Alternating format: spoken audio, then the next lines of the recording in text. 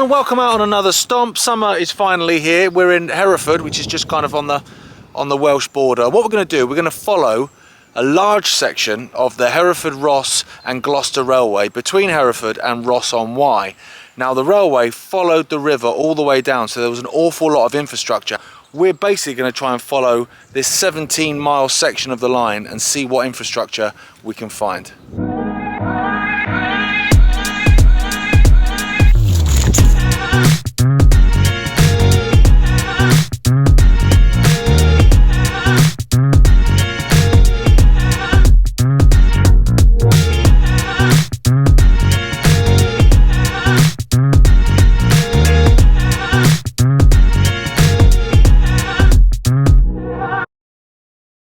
Okay, so usual drill, rail map online. If you look at Hereford, there's a few different lines going on now. There's a few green ones. They're all the Great Western Railway. That's what we're following. But what ours does is comes down to the right and then off. Now, before we get stomping off to Ross, in that direction, you are hitting the main line that's still active, just going through Hereford. And if you follow it here, through this industrial estate, it will eventually plunge into a tunnel, and that's going off to Ross. However, this area, Phil, was full of railway lines and industrial buildings, but we don't know why, because it doesn't show up on maps. It don't show up, but surprisingly, when you look at Britain from above, all this industrial estate are lines flying in. It might have been a tramway, but basically just row after row after row of buildings for some purpose, and I don't know what they were. Well, I even just spotted, it looks like something still standing right on the edge of where all these buildings would have been, stretching down past all this industrial estate. Because that's not a farm building, that's a storage place. So we'll go and have a look and see what's in there. Now, when you tend to look at these old maps that date back to the late 1800s, early 1900s, all the way up into, into the 70s, when things don't show up on maps, but you know they're there, a lot of the time it's military related. So obviously they're not putting them on maps because they're not advertising where they're putting their stuff. Hereford is very famous for the SAS, so the chances of this being military related and therefore not on maps is quite high. It is the shape of a railway building for sure. Let me have a look, see if there's a section I can get in. So I'm trying not to sting myself either. But oh, pidgeys are off. But normally when you look and you see buildings in fields, you think, oh, that's farm related, but I'm not convinced it is. There's something definitely going on here, but what, I don't know. So answers on a postcard, folks, if you know what this was about. Yeah, there's Phil's just spotted, there's an electricity box, so, unless the cows have got televisions in there. Hotel for cows. Oh yeah, maybe, yeah. He's trying to make the same gag at the same time then. I thought we could get in this side, but it's actually even more overgrown, which is a bit of a sickener. But it is strange, isn't it? There's like little compartments. If this was MOD, which a lot of Hereford was, were they little offices? Or you have one person in there typing, or you'd have someone listening out for, radar messages or whatever, I don't know. We're in. It is strange though, isn't it? Oh, very odd.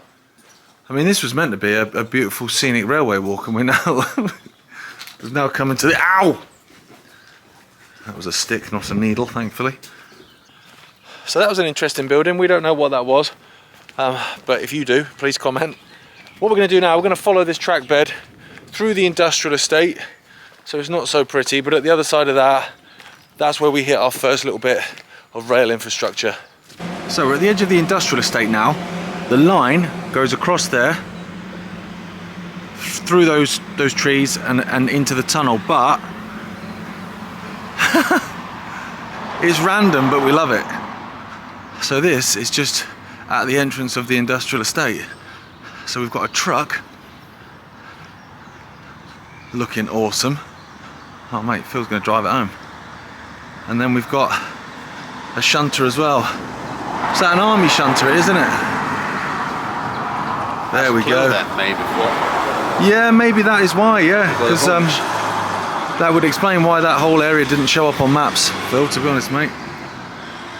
But that's a cool little find. I mean, it's not really a find, it's on the side of a main road. Here we go, come around the other side, you've got some track. Let me clamber in. Oh, that could come down any minute, that glass. Reminds me of a scene from Ghost. And there we go. Whoa, mate, put my head in the copper. That's inside. Why do people always smash windows? Just leave it. So that was pretty cool. Random. But like we said, that could explain why it's an army one. Because this was an army depot, and that's why it's not on maps. Okay, so we're going to follow now that bit of track bed there. Okay, so we're just 100 yards further along. That's the track bed, massively overgrown unfortunately, so we've sort of skirted around it a bit. And here's the stanchions for the bridge. So we're just on the edge of Hereford still, but look how quirky this bridge looks. Oh, make sure I don't get run over. With the arches, you don't tend to see that. That's interesting, and you got the same the other side. Now, the railway went up straight through that house, and then up there is a tunnel, but it's on private land. So I'm not sure that's going to fly. So you see those steps there, they go up and down into the cutting, into the tunnel. But that's their house, and there's kids playing in the garden, so I don't want to be explaining that to an officer of the law. So that was a bit of a sickener, not being able to get into the tunnel, but obviously you can't be going in people's gardens. Our next point of call is a place called Holme Lacy. Now the shorts, which I was enjoying wearing, were short-lived, and I'll show you why. Stingers. I've whacked trousers on. Now obviously this is a track bed, that's all flooded, but down there we can get, Phil tells me, to the station, but again lots of stingers. So this was once upon a time the station access, a long time ago. This line from Hereford to Gloucester, and obviously we're only doing the Hereford to Ross on Wye, but the whole line opened in 1855, which is really, really early to be fair. A lot of the railways that you walk, you kind of tend to find 1860 to 1890, that kind of period. So 1855 is pretty early, but it closed in 1965, so it's been gone a long time, hence why it's also so overgrown. Hang on.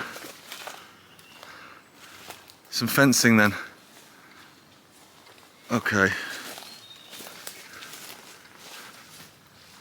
You just wouldn't have a clue, would you?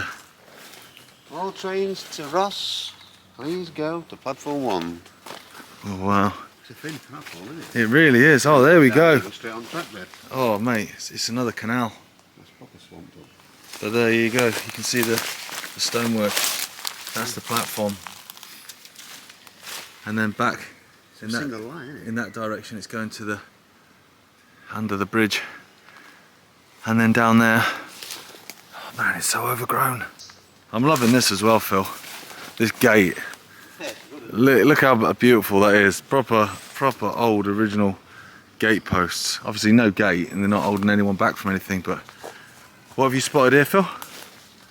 Oh yeah, some brick foundations. Oh, these are the station buildings then? Yep. Oh mate. Yeah, so just a single track then, by the look of that. Foundation. That could have been a signal box, could be a waiting room. It's hard to tell, isn't it, from just a simple foundation.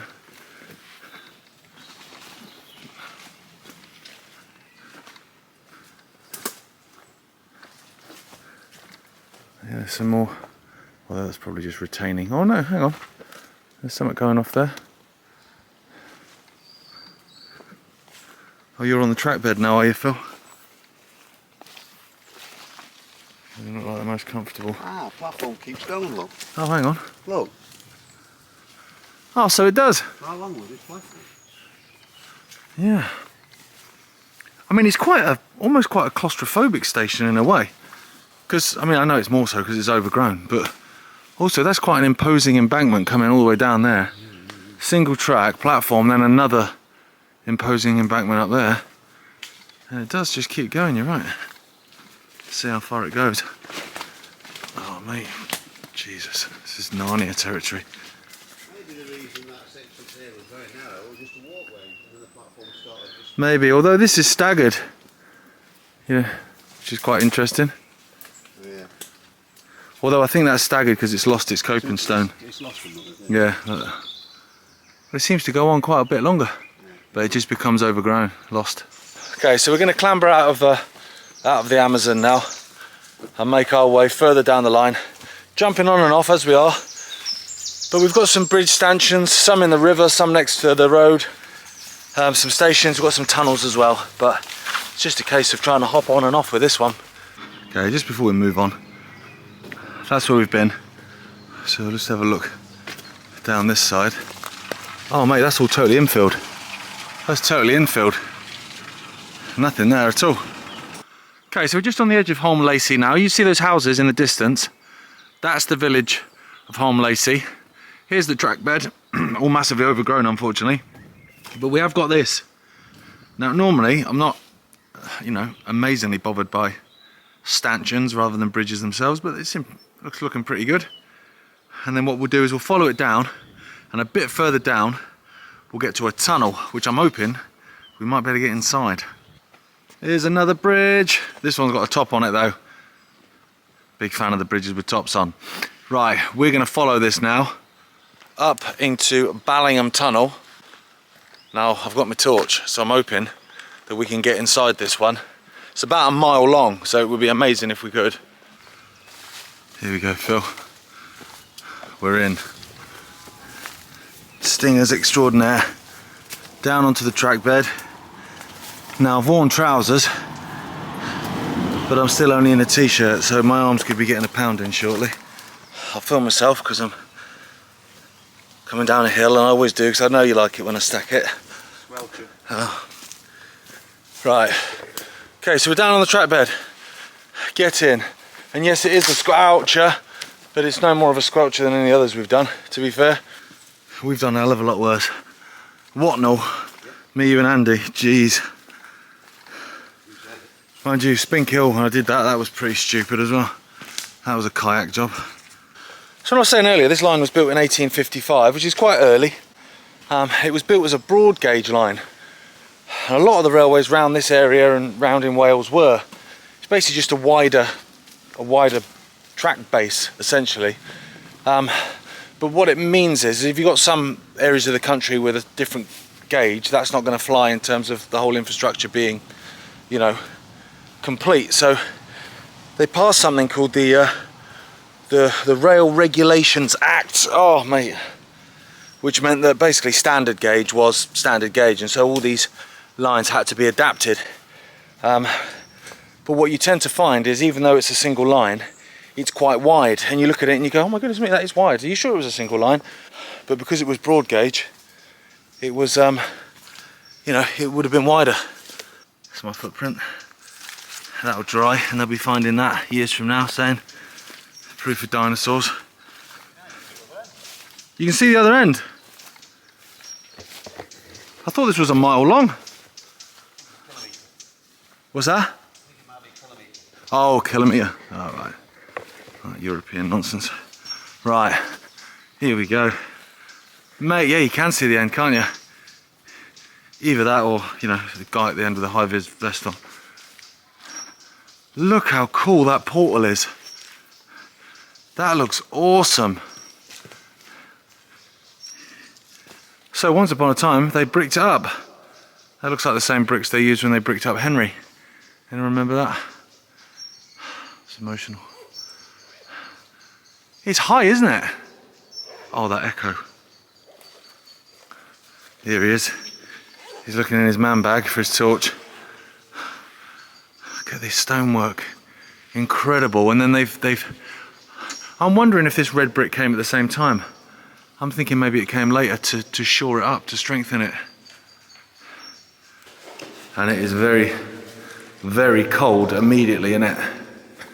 Goodness me, look, straight away there's a recess. Oh wow, look how quirky that brickwork looks in there. It looks like someone sort of piled that up later. Awesome.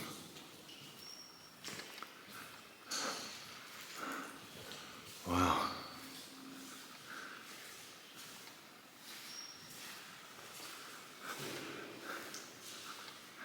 It's sand as well, isn't it? Wow. This is literally like being at Skeggy. A beach within a tunnel.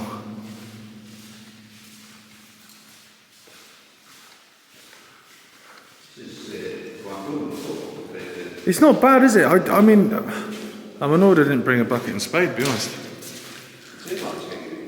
Well, this is fresh water, mate, not so big. Oh wow, here we go. So, there are some bits where it gets very deep. Could have a sit down now. But I'm getting dripped on quite a lot now. But look how it changes. So that brickwork was done later then. And then this is the original. Maybe this is just better strengthening rather than before they end. Yeah. And this is the original stonework. How many bricks deep have they put this in? Couple. So I think this is just a strengthening, isn't it? Yeah. And they did it all the way. But there's little bits of sort of engineering brick, look what they've chucked in there every now and then. So, Ballingham Tunnel, we got in it. Result.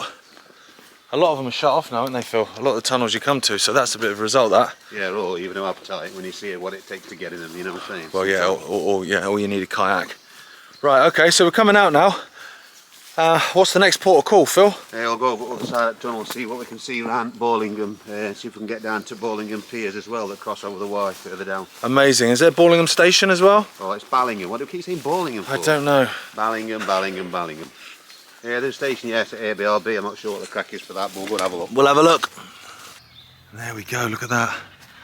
There's the platform. Obviously it's private, do you know what I mean? It's owned by someone, so I'm not going to get down there and try and clamber around in someone's private property. But there you go, there's the platform. Station building looks amazing. And we come across the road.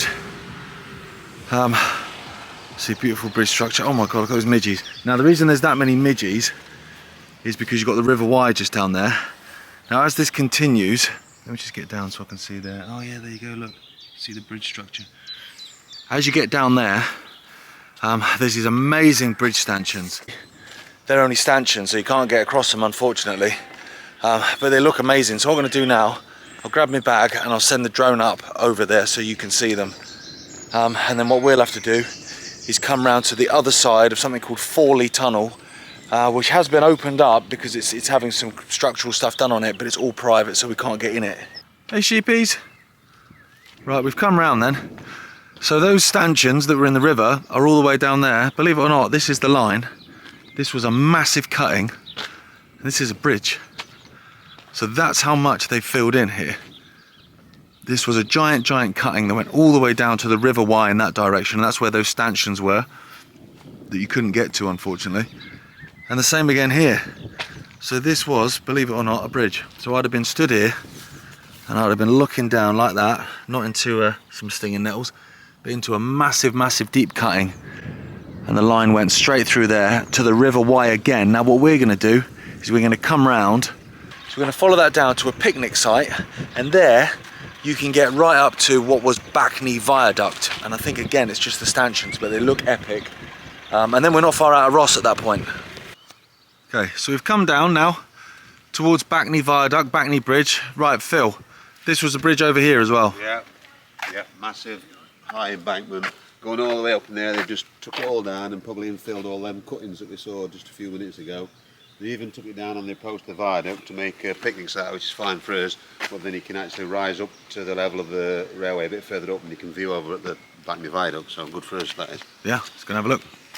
So we're rising up now to a viewpoint which is supposed to look out over these piers, which should look amazing. Very excited to see them. We were discussing earlier about the fact that actually this line didn't really serve a lot of purpose in terms of freight. Probably didn't actually have that many passengers back in the day, and it must have cost an absolute fortune to make because, well, you've seen the amount of times it's going back over the River Wye and then through a tunnel and then back over the River Wye and through a tunnel. Would have cost a fortune. So there we go, looking back, that would have been an embankment. Obviously they've got rid of all of that, and like Phil was saying, they've chucked that all in the ground further up the hill. And oh my goodness me, look how amazing that looks. We're almost on it, aren't we, really? We are almost on it. That looks incredible. So Backney Viaduct, single line, would have just looked incredible. And look at it visually around here. Oh mate, that's amazing. So how awesome was that? Annoying, obviously it doesn't have the top on it. You can't walk across it or even get a train across it. But it just looks pretty cool from the air. So we're coming into Ross-on-Wye now. This is the what road is this? The A40. A40, so it's a relatively modern road, but it must have been built before 1963, which was when the railway closed. And the reason I say that is because that's the railway. This is the track bed here, and it goes underneath. So there must have been something there, otherwise they, there would be no reason for them to have the bridge as wide as that, would they? They just have it there, do you know what I mean? So the fact that they've crossed the road without getting run over, the fact that they've done that bit there just goes to show that there must have been built before the line was taken away. So this line went in 1965. I'm pretty sure I said 63 then, Phil. What's 2 years? What's 2 years? You know, when there's so many that you're researching and walking, in the end you get into a muddle. But here we go. So I don't know what's going on here. Yeah. So look, there's the bridge. That's awesome. Unfortunately, you can't get on top of it. But I wonder what that was all about there. That kind of recess with engineering brick. That embankment is completely stranded. Look, they built a slap bang row house. Yeah, they have. Yeah. Yeah. So there's the track bed. Obviously, then there, they've just left the bridge. I mean, I'm glad they have, because it gives us something to look at. And it's like, a bit of history, isn't it? That's what you want. But there we go.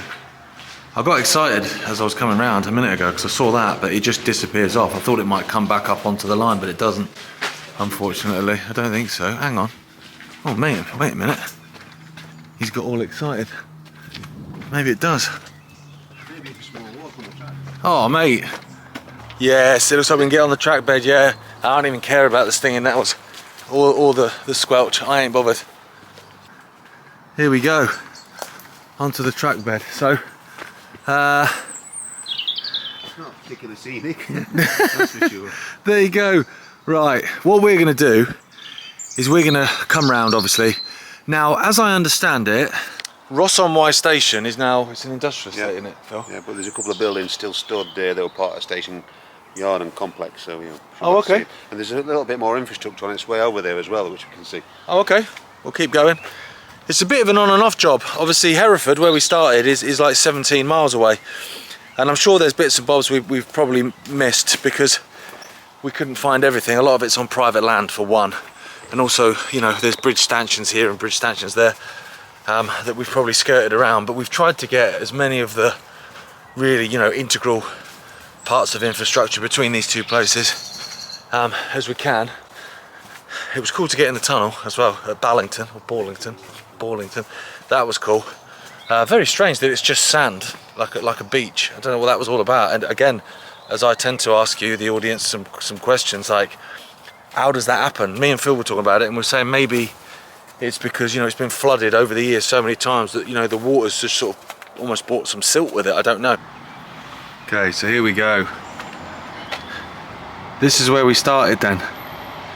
We came down here, looked at Holme Lacy.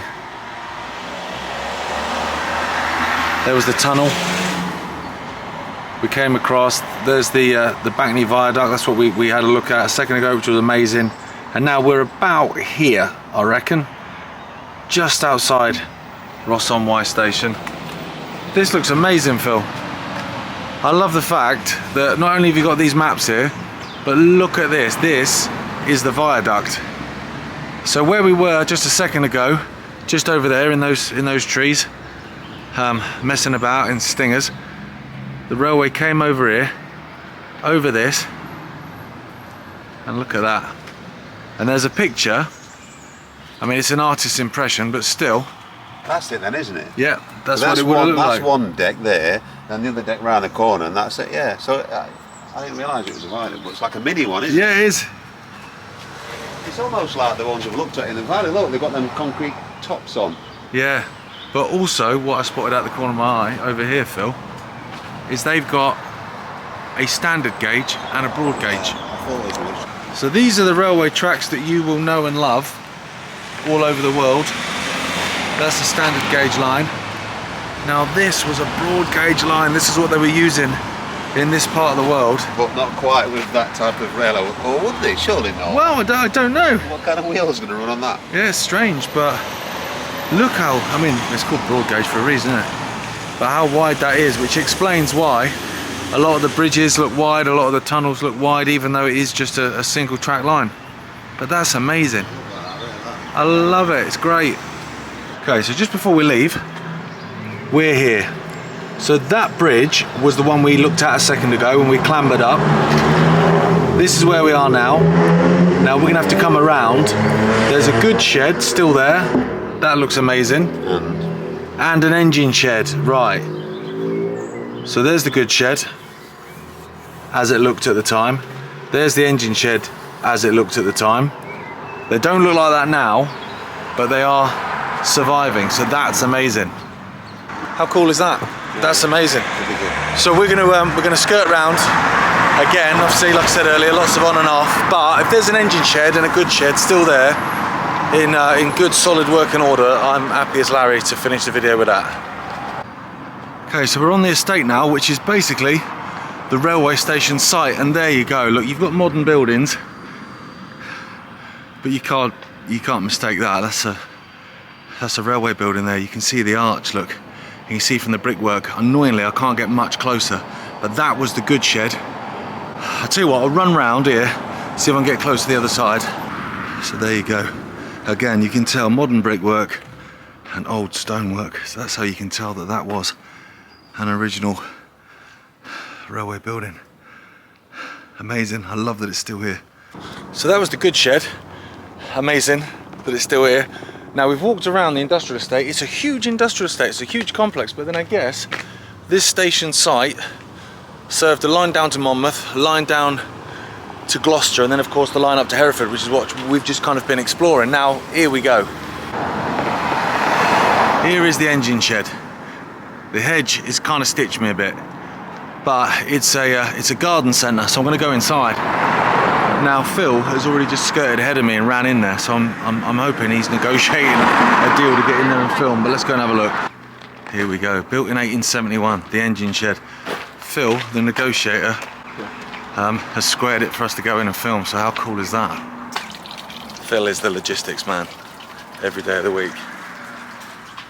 He's an organisation extraordinaire.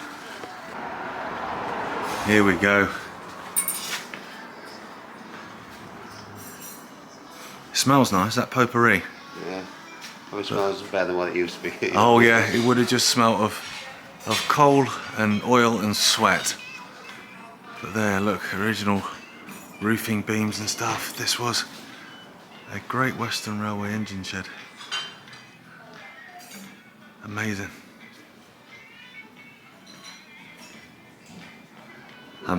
Well, you know, it's rude not to, isn't it? Oh yeah, the floor, even the floor looks nice. No track. No, no. So they must have, I don't know. Yeah, but then you see maybe that's where they've put a new floor down. But incredible building, engine shed. I'm definitely buying a beer. So that's us. How amazing is that? I've got a beer. I've got a glorious IPA, and it was glorious to get inside that engine shed. Nice one, Phil. Well wrangled, because we do have a go sometimes to film in places and people don't really want you to film. I get that, but it's nice that they let us. As always, thank you so much for watching. We've covered some serious miles, of course, but it's been lots of hopping on and off. But I hope you've enjoyed it, and I've enjoyed looking at these little bits of infrastructure on this, what would have been an amazing railway line. We'll see you next time. Yeah.